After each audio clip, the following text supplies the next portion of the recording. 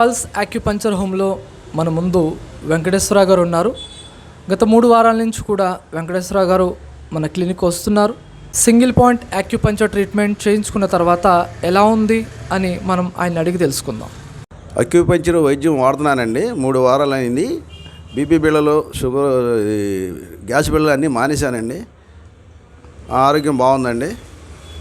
కాళ్ళ నొప్పులు, తలనొప్పులు ఇవన్నీ పోయినాయండి. బాగుందండి. ట్రీట్మెంట్ బాగుంది. హ్యాపీగానే ఉందండి.